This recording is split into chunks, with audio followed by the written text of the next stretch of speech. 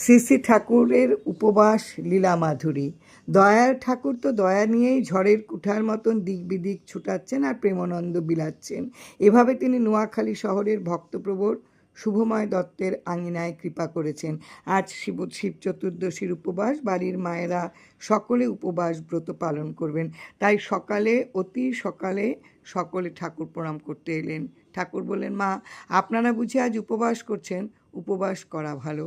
মা আপনার কোলে তো ছোট্ট শিশু, পিতাইন্না দুধ খাওয়াইলে পেট খারাপ করব।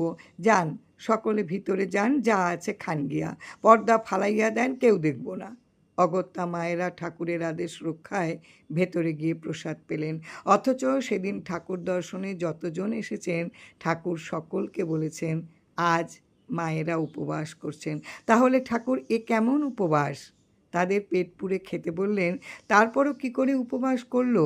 পরে ঠাকুর জানালেন, মায়েরা আজ সারাদিন সারাক্ষণ শিবের নামের সাথে ছিলেন, সংসার কাজকর্ম করছেন, মনে মনে শিবকে স্মরণও করছেন।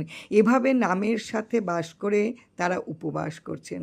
আসুন না আমরাও এ অভিনবভাবে উপবাস ব্রত পালন করি, ঠাকুর যেভাবে শেখালেন। জয় রাম, জয় রাম।